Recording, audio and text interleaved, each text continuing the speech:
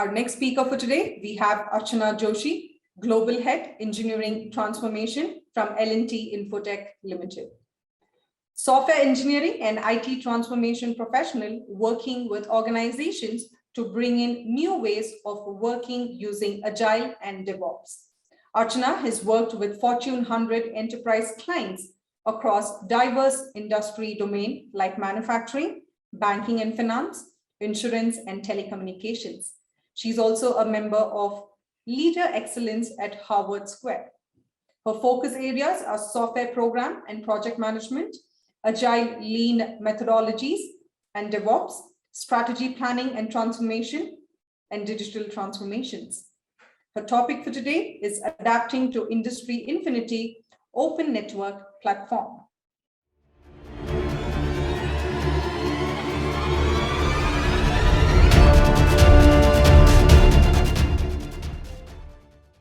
Good morning, good afternoon, and good evening, everyone. Thank you for tuning in today to listen to this very exciting conference, DevOps India Summit 2021.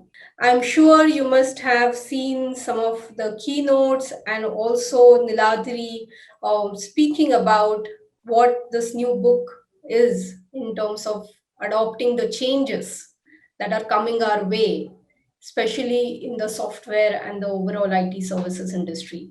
This talk that I have today is going to expand a little bit further around the same idea, where there is so much change that's happening from an open networks standpoint, and what does it mean for the IT industry to adapt to it. A little bit about myself. My name is Archana Joshi. I head the transformation team within Larsen & Toubro Infotech.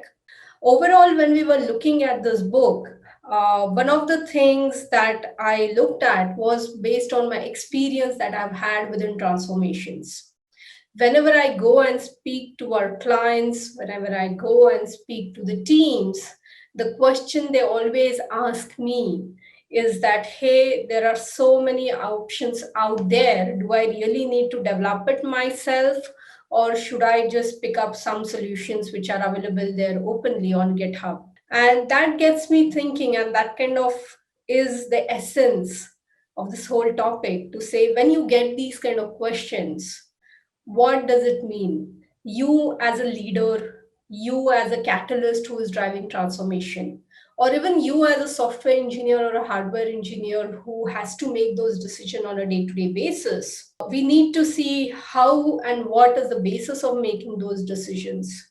What do you need to do to make sure the risk in those decisions is minimized? And what do you need to do to make sure that the overall community from where you are borrowing, you are also able to give back equally and make this even more a thriving place for the entire IT industry to collaborate. So with that, let's dive into the topic around this whole open networks which is there. Now, if you look at any kind of IT technology stack, there are three key areas of that stack. The first one that I'm sure many of you are familiar with, I also have heard about, is your open source software, right? And this is where your lot of development is happening. This is where most of the usage is also there. This is also the place where you have recently seen a lot of mergers and acquisitions happening, where large industry corporations have taken over a certain bit to make sure that the open source is something which is part of their kitty as well. The second part in all of this is the hardware. Hardware is the core where your processes, your chips, your designing, your routers, your switches, all of these kind of things start coming into the hardware bit, right? Now, you might imagine and say, hey, while I understand software because it's still in zeros and ones and binaries, but if you look at hardware is a physical, tangible asset. And what does open hardware mean when you look at this, right? So just a little bit, there is like, today there's a movement around open hardware, which means that the solutions that you are using inside to build those hardware is something which everybody is agreed. People around the world are contributing to it. It's not just the physical wires that we're talking about, but how those wires and how those communicate. All of that things start coming into the open hardware. Combining these two, you have the open networks, because one of the things that you see today with the change that is happening in the industry is, and especially I'm sure you might be aware, with pandemic it has expanded even further. Anybody can sit in any corner of the world and pretty much do their day-to-day job and day-to-day work, right? If I take my own example, past 1.5 years, I have not kind of gone to my office. I'm completely doing it from home. And when I'm doing it from home, indirectly, I'm using the network which are provided by my internet providers. I'm using the networks which are provided by my office. I'm using the solutions and hardware and the laptops which are there. And on top of it, the software which I'm developing, right? So there are many different players who are coming in to just give the simple service, and how they talk to each other and how interoperable they are amongst each other is the concepts behind the open networks. And there's a lot more industry, I would say, movement to make sure that this is happening more and more in a fashion which is like a community rather than somebody dictating and making a huge amount of profits out of it and kind of licensing it for usage. So that's the concept of what we would call as open engineering, or if I expand it further to say a platform or open networks platform which truly addresses the gamut of all the areas which exist in an IT or technology stack. Now, if I just zero in on the open source software specifically, there are some interesting statistics for us to look at. I'm sure all of you must have read about GitHub and the Red Hat, right? GitHub was acquired by Microsoft for almost US dollar 7.5 billion, right?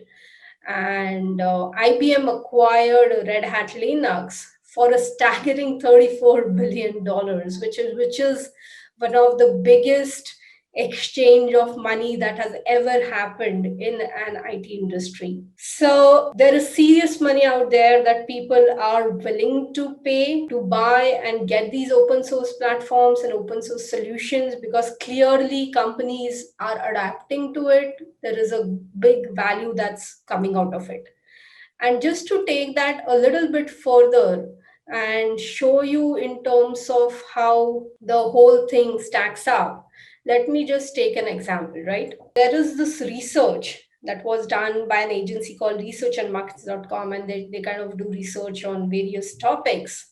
One of the topics they researched last year, and that this research is recently published, this is a November 2020 research, where they said that the open source services market is increasing at a compounded annual growth rate of 21.75%. That's a huge, huge increase. That essentially means every 3 to 4 years, you are going to see the adoption of open source doubling across the industry. The second data point that they said is today this market is worth $33 billion.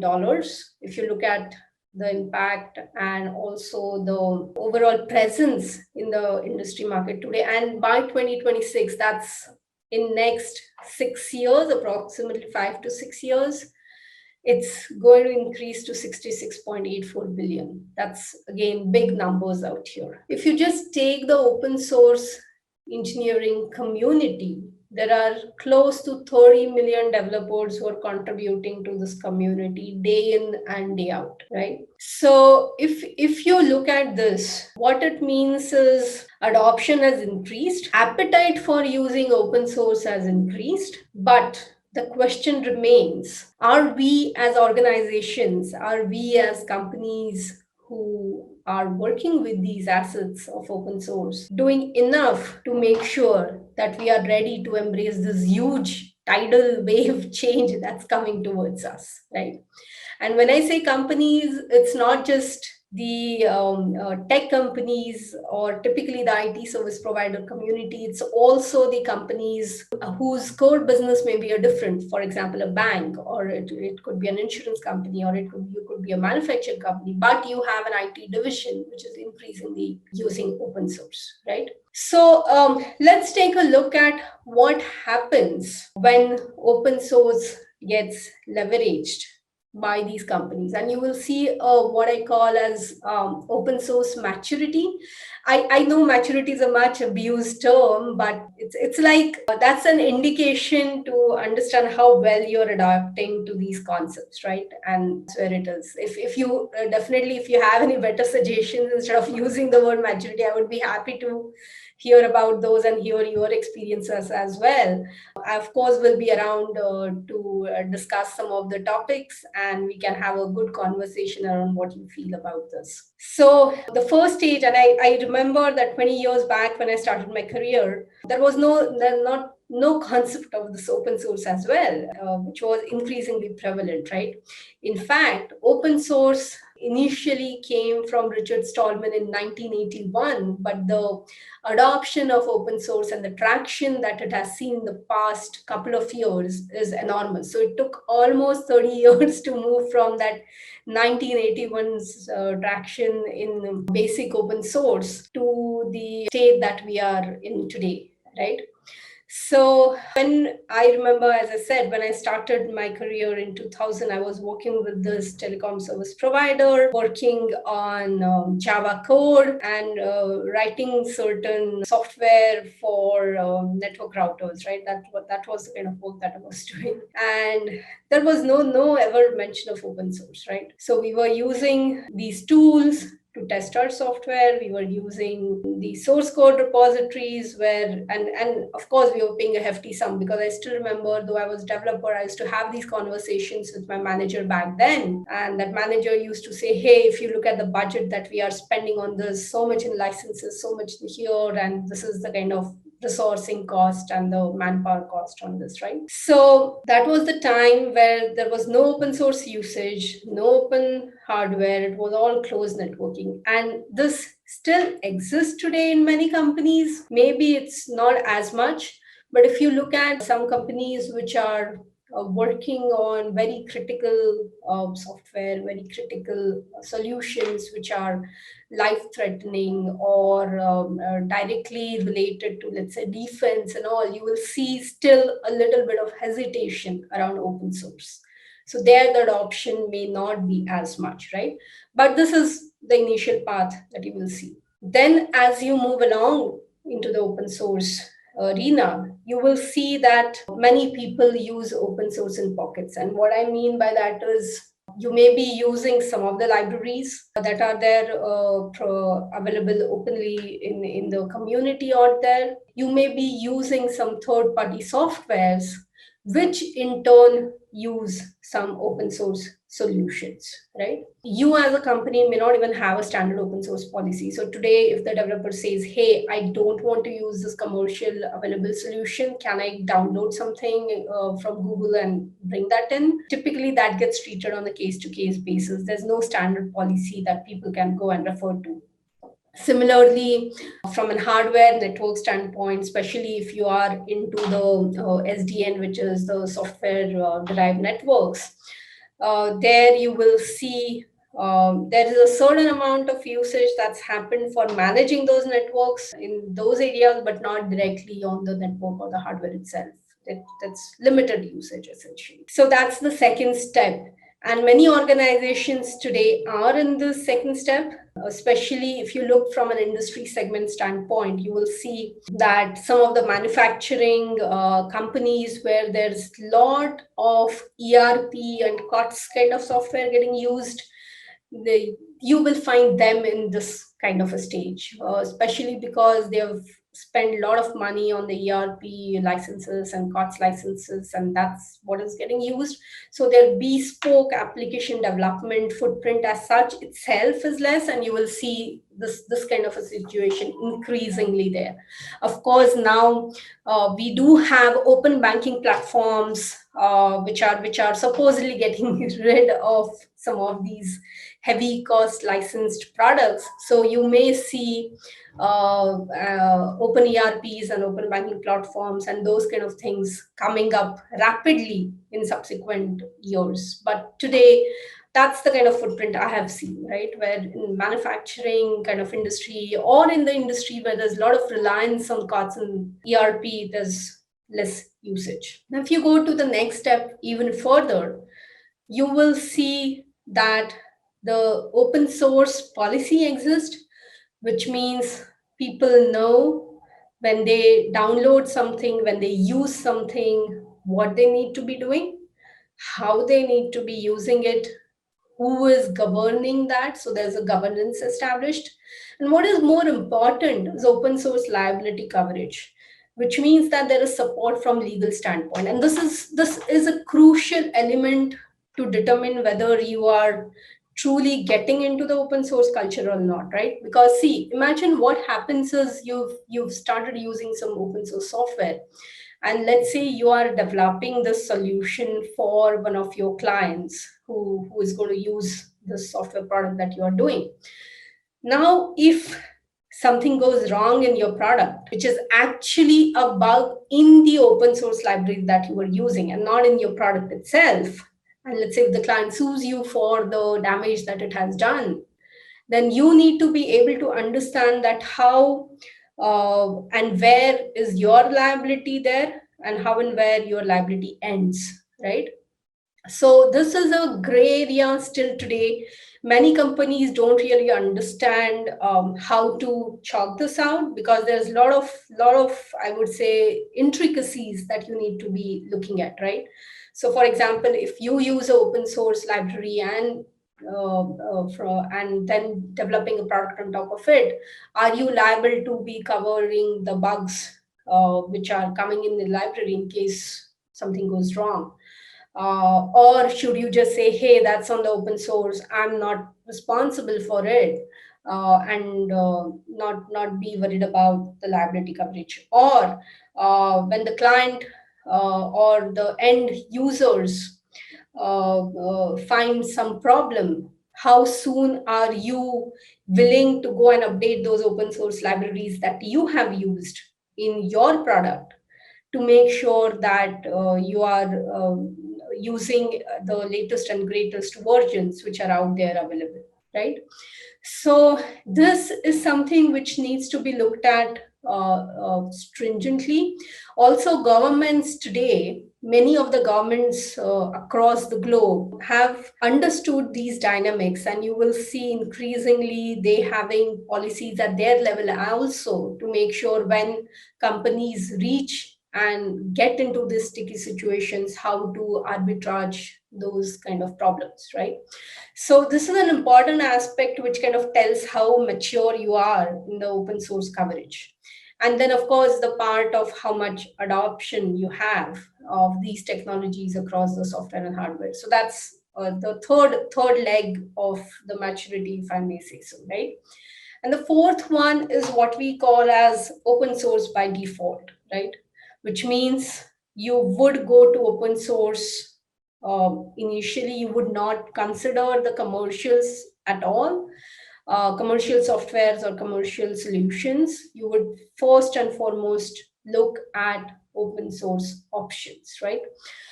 You will see this kind of setup in several companies, several startups, some smaller mid-tier companies. You will see this kind of ask where they say, hey, we will go open source by default because we've pretty much want to make sure our costs are kept down. We want to make sure our technical debt is in check because we have those pipelines which will continuously look for the new solutions and new versions that are coming up in open source, and we will automatically keep on updating it. So when you have that kind of a whole thing available, you may take a call that, hey, in this particular area, so for example, you may say, hey, in the APIs area, I want to use only the open APIs that are available. Or you may say, hey, in the areas of let's say the CI/CD and the DevOps pipeline, you may say, I just want to do it only with the open source tools. I'll not look at any commercial tools, right? So that could be a strategy you adopt. And what that also means is while you're taking a lot from the community, you're also expected to give back. So your people in your company, your organizations are also contributing back to the open source forums which exist, right? So the 30 million developers that I spoke earlier, the expectation is that some of those are your developers as well, and you're contributing equally there. And then, of course, it means that with whoever you work with, which means, let's say, if you're an insurance company, you have your IT division, and then you are working with likes of other service providers. With them in the contracts, you have mandates which says that the partners needs to evaluate open source solutions first before even going and looking at the other technology or other technology solutions which may have a commercial aspect to it, right? So that typically is what you will see in the organizations which are going increasingly the open source route. And if the numbers that we saw earlier are anything to say, which is the $66 billion numbers, I'm sure increasingly you will see a lot more changes happening and adoption happening at the third and the fourth level.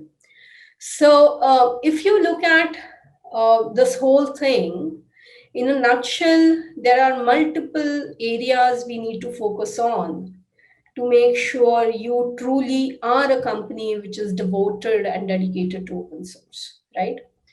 First and foremost is, of course, the usage of it, be it the open source software or the open hardware which is there. So that's the usage part of it. The second piece coming down on the right-hand side, you will see contribution giving back to the community, interoperability. Many a times also I've seen this is curious case that people who contribute to open source are very, very, I would say, devoted to their contribution without wanting to see and get the suggestions from others as well. And you will see these heated discussions on the open source threads saying, hey, my solution is better, or this is the way to do it, or this is the best thing to code it and all, right? So I think one of the things which we also need to understand is, one is interoperability between the solutions you're developing is crucial. That's of course there.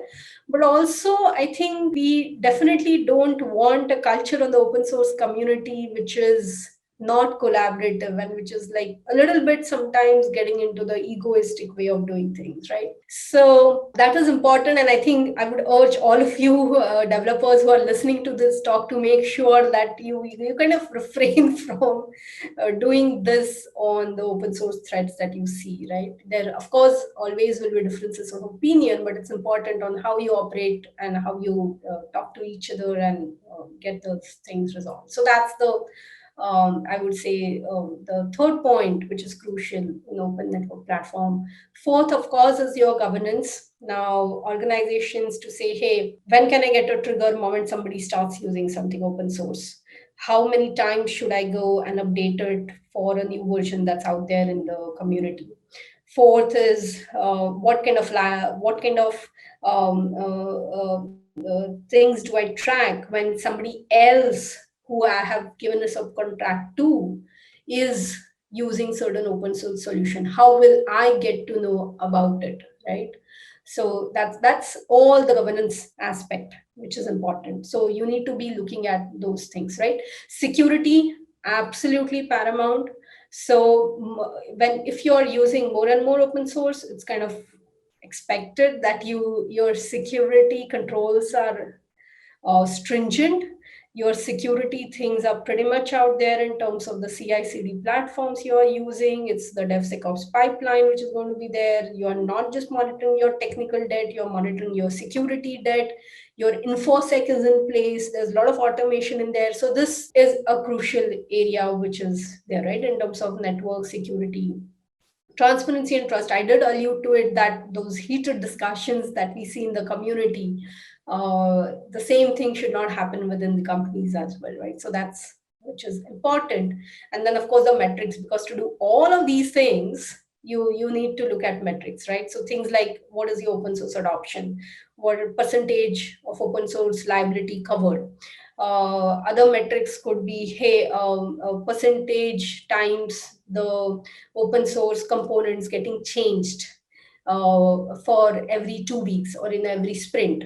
Other metrics could be percentage security debt due to the open source solutions which you are using, right? So there are many metrics that you can design to make sure this is happening. Or it could also be number of contributions that have happened to the open source projects out there in the industry, right? So there are a lot of these metrics which are out there, and I'm sure you would have your own as well, and we can always look at those, right? So these were just some suggestions. You could start doing it. And then of course the legal aspects, to make sure that you are covered well. So all in all, these are some of the things you need to look at. But one thing what you shouldn't be forgetting is, this whole open source started with a need to share ideas, come together, collaborate, and innovate. So at the crux of all this, your focus on innovation is important, because the more you share and more you talk about it and exchange, you are going to get and generate a lot more ideas. So all of this needs to come together to truly say, hey, you are a culture in a company which supports open source wholeheartedly. So if you want to know more about this topic, I of course will be around, so you can we can chat and have questions that time. But there's also a lot more details that we go into the book that we have, which is the upcoming book, Adapting to Industry Infinity. You could go through it as well, and we would love to hear your feedback around this topic. So thank you. Thank you for listening in today, and I'm happy to take any questions that you may have. Thanks.